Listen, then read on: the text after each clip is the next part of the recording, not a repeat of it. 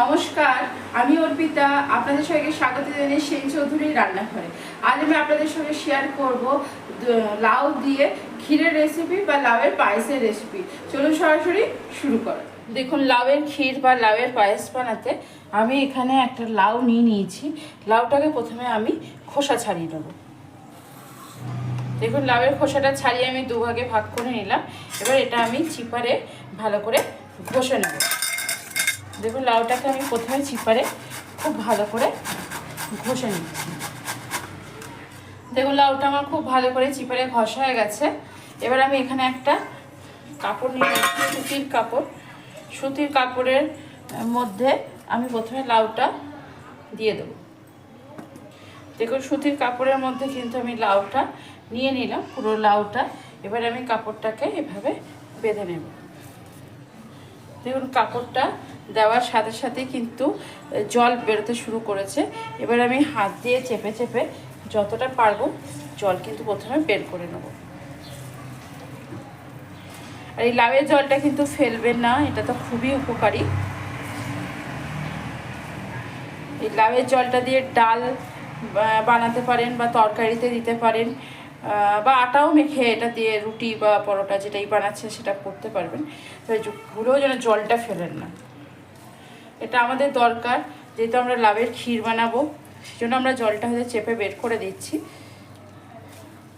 দেখুন, আপনাদের সঙ্গে কথা বলতে বলতে হাত দিয়ে আমি চেপে চেপে চেপে চেপে জলটা বের করে দিলাম।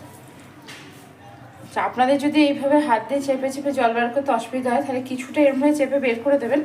তারপরে না এটাকে এইভাবে ঝুলিয়ে, যেমন করে আমরা দই থেকে জল ঝরাই, ওইভাবে একটা কিছু ভারী চাপা দিয়ে দেবেন, পুরো জলটা কিন্তু বেরিয়ে যাবে। এখন জলটা পুরোটাই আমি বের করে দিলাম। এবার এখানে আমি একটা বাটি নিয়ে নিয়েছি, এই বাটিটার মধ্যে এইভাবে ঢেলে দেবো। পুরো পনির যেমন করে বানানো হয় ছানার থেকে জল ঝরিয়ে, একদম সেরকমই হয়ে গেছে। লাউটা আমাদের রেডি হয়ে গেল। এবার আমরা ক্ষীরটা বানানো শুরু করে দেবো। দেখুন, আমি এখানে কড়াইটা বসিয়ে দিলাম। কড়াইয়ের মধ্যে এবার দিয়ে দিচ্ছি আমি এখানে ঘি। এখানে আমি 2 চামচ পরিমাণ ঘি দিয়ে দিলাম। দেখুন, ঘিটা খুব ভালো করে মেল্ট হয়ে গেছে। এবার আমি যে লাউটা জল ঝরিয়ে রেখেছিলাম, সেই লাউটা আমি ঘিয়ের মধ্যে এবার দিয়ে দিলাম। দেখুন, লাউটাকে আমি ঘিয়ের মধ্যে এবার খুব ভালো করে ভেজে নেব। গ্যাসের ফ্লেমটা আমি মিডিয়াম করে দিচ্ছি। মিডিয়াম হিটে খুব ভালো করে আমি ভেজে নেব। দেখুন, লাউটা যখন ভাজবেন একটু করে খুন্তি দিয়ে এইভাবে চেপে চেপে দেবেন। যদি লাউয়ের এক্সট্রা একটু জল থাকে সেটাও কিন্তু বেরিয়ে যাবে। আমার কিন্তু একদম লাউটার মধ্যে জল নেই, তার জন্য কোনো অসুবিধা হচ্ছে না। আপনাদের যদি থেকে থাকে তো এইভাবে চেপে দিলে লাউয়ের জলটা বেরিয়ে যাবে এবং খুব তাড়াতাড়ি এটা শুকিয়ে যাবে। দেখুন, ঘিয়ের মধ্যে লাউটা ভাজতে ভাজতে লাউটা কিন্তু খুব সুন্দর এবার মাখা মাখা হয়ে আসছে। এখনও ভাজতে হবে, এখনও ভাজা হয়নি পুরোপুরি। এভাবে কেটে কেটে কেটে কেটে এইভাবে আপনার খুন্তি দিয়ে পাতলা করে ভাজলে খুব তাড়াতাড়ি ভাজাও হয় আর খুব সুন্দর ভাজা হয়। তারপর পারফেক্ট যে ভাজাটা বলা হয় সেটাই হয় কিন্তু। দেখুন, লাউটা ঘিয়ে ভাজতে ভাজতে একদম একটা মন্ডর আকার নিয়ে নিচ্ছে, মানে একদম পারফেক্ট হয়ে গেছে লাউটা ভাজতে কিন্তু একটু ধৈর্যই লাগে। আমি প্রায় 10 থেকে 15 মিনিট মতো সমানে এইভাবে নেড়ে নেড়ে আমি ঘিয়ের মধ্যে ভেজে নিয়েছি। দেখুন, এবার এটা একটা কিন্তু মন্ডর মতো তৈরি হয়ে যাচ্ছে। আর গ্যাসের ফ্লেমটা কিন্তু আমি একদম লো টু মিডিয়াম হিটে ভেজেছি। মিডিয়াম হিটের থেকেও কমিয়ে দিয়েছিলাম, লো টু মিডিয়াম হিটে। এবার দেখুন, লাউটার মধ্যে আমি দিয়ে দিচ্ছি। এখানে আমার ছোটো বাটির 1 বাটি কুড়ে, মানে আপনার চিপারে ঘষে জল ঝরিয়ে ছোটো বাটির 1 বাটি লাউ হয়েছিল। এবার সেই লাউটার মধ্যে আমি দুধ দিয়ে দিচ্ছি আধা লিটার, ফুল ক্রিম মিল্ক। দেখুন, দুধটা দিয়ে আমি লাউটাকে দুধের সঙ্গে মিক্সড করে দিচ্ছি। দেখুন, এবার লাউটার মধ্যে আমি দিয়ে দিচ্ছি 4টে এলাচ থেতো করে এর মধ্যে দিয়ে দিলাম। গ্যাসের ফ্লেমটা একটু প্রথমে বাড়িয়ে নেব। দেখুন, গ্যাসের ফ্লেমটা বাড়িয়ে দিয়ে দুধটা আমার খুব সুন্দর করে ফুটে উঠছে। এবার আমি গ্যাসের ফ্লেমটা কিন্তু মিডিয়ামে করে দিয়ে লাউটাকে প্রথমে দুধের মধ্যে ভালো করে সেদ্ধ হতে দেবো। এটা লাউটা ভালো করে সেদ্ধ হয়ে যাক, তারপর আমি কি কি দিচ্ছি বা কীভাবে বানাচ্ছি সেটা আবার আমি আপনাদের সঙ্গে শেয়ার করছি। দেখুন লাউটা আমি দুধে সেদ্ধ করলাম প্রায় আধ ঘন্টার মতো, একদম লো হিটে। খুব সুন্দর লাউটা আমার সেদ্ধ হয়ে এসছে। এই সময় আমি দুধের মধ্যে দিয়ে দিচ্ছি একটা গুঁড়ো দুধ, 10 টাকার যে প্যাকেট হয় গুঁড়ো দুধের, সেই একটা 10 টাকার প্যাকেটে গুঁড়ো দুধ দিয়ে দিলাম। যে খুব ভালো করে কিন্তু আমি এইভাবে খুন্তি দিয়ে ঘুরিয়ে মিক্সড করে দেবো। দেখুন লাউটা যতক্ষণ না সেদ্ধ হবে তার আগে কিন্তু কোনোভাবেই গুঁড়ো দুধ ব্যবহার করবেন না, তাহলে কিন্তু লাউ আর কোনোভাবেই সেদ্ধ হবে না, যেহেতু গুঁড়ো দুধের মধ্যে একটু মিষ্টি ভাব থাকে সেই জন্য। দেখুন এবার আমি লাউটার মধ্যে দিয়ে দিচ্ছি পরিমাণ মতো চিনি, বেশি ব্যবহার করব না, চিনি অল্পই চিনি ব্যবহার করছি আমি এখানে। দিয়ে দিলাম আমি এখানে চিনি দিয়ে চিনিটাও দুধের মধ্যে খুব ভালো করে এইভাবে গুলিয়ে,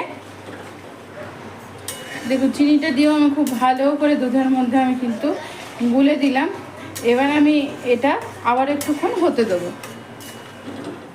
দেখুন চিনি দিয়ে দুধের মধ্যে যেই গুলে দিয়েছি, দুধটা কিন্তু মনে হচ্ছে আবার পাতলা হয়ে গেছে, তো এটা আবার ফুটলে কিন্তু ঠিক হয়ে যাবে। দেখুন লাউটা দুধের সঙ্গে আবারও খুব ভালো করে চিনি দেওয়ার পর ফুটে উঠেছে। এবার আমি এর মধ্যে দিয়ে দেবো মিল্ক মেড বা কনডেন্স মিল্ক, যেটাই বলে থাকেন। সেই জন্য আমি চিনির পরিমাণ কিন্তু কম দিলাম, কারণ এটা ভীষণ মিষ্টি হয়। মিল্ক মেড বা কনডেন্স মিল্ক দিলে বেশ সুন্দর, আপনার মিষ্টিটাও খুব সুন্দর হয়, আর দুধটা বেশ ক্ষীর মতো, মানে একটু বেশ মোটা হয়ে যায়। আপনারা চাইলে দিতেও পারেন, নাও দিতে পারেন। আমার কাছে ছিল সেজন্য আমি ব্যবহার করলাম। এটা নয় যে এটা দিতেই হবে এর মধ্যে, এটা না দিলেও খেতে ভালো লাগবে। যদি এটা না দেন তখন আপনারা চিনির পরিমাণটা একটু আপনাদের স্বাদ অনুসারে বাড়িয়ে নেবেন।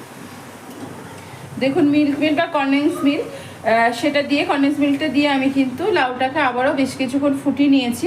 খুব সুন্দর হয়ে গেছে। এর থেকে কিন্তু আমি আর ড্রাই করব না, কারণ এটা ঠান্ডা হয়ে গেলে আর একটুখানি তো সেট হয়ে যাবে।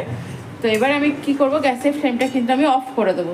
অফ করে দিয়ে এই গরম কড়াইয়ে আমি রেখে দেবো। এটা একটু ঠান্ডা হোক, তারপর আমি আপনাদেরকে পরিবেশন করে দেখাচ্ছি এটা কতটা সুন্দর হয়। দেখুন এখানে একটা আমি বাটি নিয়ে নিয়েছি, বাটির মধ্যে এবার আমি লাউয়ের পায়েসটা ঢেলে দিচ্ছি। কতটা পাতলা ছিল, আর পুরো ঠান্ডা হয়ে যাওয়ার পর, কড়াইয়ে কিন্তু আমি ঠান্ডা করেছি, ঠান্ডা হয়ে যাওয়ার পর দেখুন কতটা সুন্দর এটা সেট হয়ে গেছে। এর থেকে বেশি যদি আপনি গাঢ় করতেন তাহলে ঠান্ডা হয়ে যাওয়ার পর কিন্তু আরও গাঢ় হয়ে যেত। যত হোক এটা পায়েস বা ক্ষীর যেটাই বলুন, এর থেকে গাঢ় হলে কিন্তু খেতে ভালো লাগে না। দেখুন এবার এই লাউয়ের পায়েস বা ক্ষীর, তার উপর থেকে আমি একটুখানি এই ড্রাই ফ্রুটস কুচি করে কেটে রেখেছিলাম। ড্রাই ফ্রুটসের মধ্যে কিছুই নেই, আছে শুধু আমন্ড আর একটু পেস্তা, ওপর থেকে একটু সাজিয়ে দিলাম। আপনাদের কাছে যেটা অ্যাভেলেবেল হবে সেটাই দেবেন। যদি আমন্ড পেস্তা সব কিছু না থাকে, কাজু দিয়েও গার্নিশিং করতে পারেন, আবার যদি কিছুই না থাকে এমনি এটা খেতে কিন্তু ভীষণ ভালো লাগে। জাস্ট ওপর থেকে একটু গার্নিশিংয়ের জন্য ড্রাই ফ্রুটস ছড়িয়ে দিলাম। আশা করি আজকে ভিডিওটি আপনাদের ভালো লেগেছে। আজকে ভিডিওটি যদি আপনাদের ভালো লেগে থাকে অবশ্যই লাইক শেয়ার কমেন্টস করতে তো ভুলবেন না। চ্যানেলটিকে অবশ্যই করে সাবস্ক্রাইব করবেন, চ্যানেলটিকে সাবস্ক্রাইব করার পাশে থাকবেন। আজ এখানেই, ভালো থাকবেন, সুস্থ থাকবেন, আনন্দ থাকবেন, অনেক সুখে থাকবেন, এবং অবশ্যই জানাবেন কিন্তু এটা লাউয়ের এই পায়েস বা ক্ষীর যেটাই বলে থাকবেন সেটা কতটা সুন্দর হয়েছে। আর আপনারা চাইলে অবশ্যই ফ্রিজে এটা রাখতেই পারেন। আমি কিন্তু ফ্রিজে রাখবো না, আমি নর্মাল টেম্পারেচারেই এটা রেখে দেবো।